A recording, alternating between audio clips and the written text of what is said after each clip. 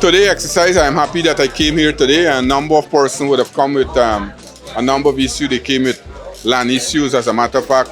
This exercise came about because of the advice from Vice President. He said that I should come here as minister and listen to complaints from farmers. There were a number of issues that arises here this morning. Most of them I have dealt with. I think we have brought resolution to most of them. There are a few that I have left back to look at it later on because I want to set up a special committee. But what I'll be doing, I'll be having a land audit start here early so that we can ensure that we know all those persons who would have received land and the process that was used.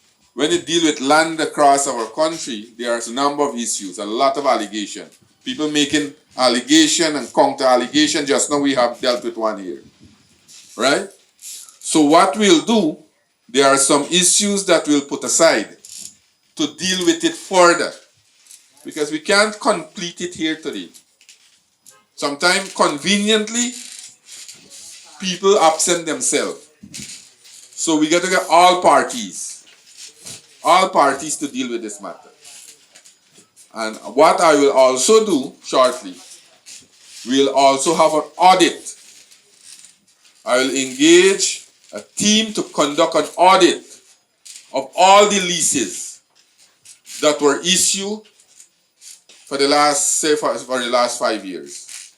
How the leases were issued, who are the real person get these leases. And at one time I also mentioned people are getting hundreds of acres of land, residing overseas, renting the land out here.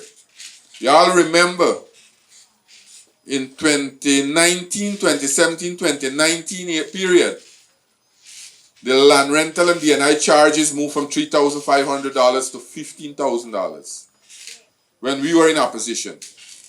We took a motion to the parliament trying to get it to reverse. The government then never reversed it. So what we did, we said when we get back into government, we will reverse it. We got into government in August, and in October we reversed it back to $3,500. So it's useless that the government charging $3,500 per acre and then people renting out the land for $30,000. Doesn't make sense. The benefit not go down to the farmers, the benefit not go down to the real beneficiary. And the government want to ensure that that is why you're seeing now in the agriculture sector new dispensation. Because the budgetary allocation in agriculture has moved from $13 billion in 2020 to now $97 billion. We want agriculture to be one of the most important sectors. We want to produce food. This is the largest agriculture scheme in the country, right? And that is why we have to ensure that we get it right. So this morning exercise is an exercise to listen to you, to see what are some of the issues. And what I'll do, I'll set up a special committee, an independent committee, to conduct an audit, and also to those disputes that arises here this morning. The Land Resolution Committee will deal with it and bring the recommendation forward. But I will still continue this exercise. I'm planning that quarterly I will be coming up to MMA now to listen to complaints. This is very helpful for us as a ministry, and also to listen to farmers and listen to stakeholders' proposals. So I think today was very good for us in terms of looking at those issues. But this will be a continuous process where we will be listening to farmers, listen to stakeholders, hear their views, and see as much as possible, because there are a number of problems also, dispute between farmers themselves.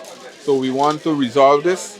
I know land problems in this country is a lot, but at the MMA scheme, I want us to ensure that everything is above board, it's transparent, it's open, and people who deserve get the land. Well, the other issues, the people need some drainage and other things, helping livestock, and so I've asked the officers who are here to assist them. Like people came for planting material. I asked Nari to visit and help them. So not only land issue would have raised here this morning, but a number of other issues would have arisen, and I have dealt with it. Well, I look at that on social media, a matter that was highlighted by APNU MP Vintroy Jordan. I expected him to come here this morning to let us deal with it, but he's not here. I listened to both parties, and The man who made the acquisition did not attend it. His wife came.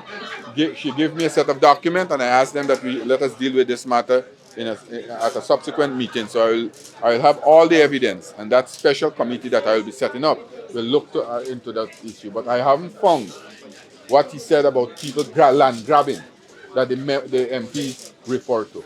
As you know for a fact that we have seen a different dispensation now in the agriculture sector, and this is the largest agriculture region for us. What we are doing, I'm hoping next year that in our budget we can have more land. As a matter of fact, almost 15,000 acres of more land being opened up for farmers. That will be a good thing for farmers to get more land, more farmers will come into production. I'm hoping that we can increase rice cultivation to over 100,000 acres. I think that livestock, we have started to roll out the black belly sheep program. Over 150 farmers would have already been benefit from that.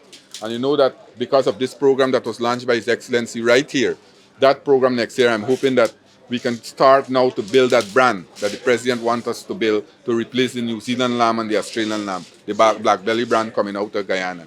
So I'm hoping that this scheme here will play a very important role in helping us to reduce the food import bill. Because as you know, this is the largest agriculture scheme, the largest rice growing area, cash crop and livestock area in our country. And we are working very seriously, not only in Region 5, but across the country.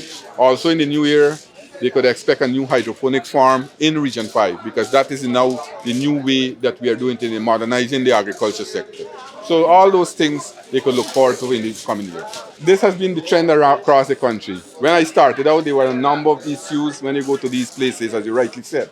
But now, seeing you have been dealing with these issues over time, you're getting smaller and smaller amounts of issues being raised. And today was a typical day that the boys told me that before time you come to MMA, the minister, all the agency heads used to get serious issues. You see for yourself here this morning, we didn't have any major issues. Although we came with a very contentious issue, land issue, and we haven't had those issues yet.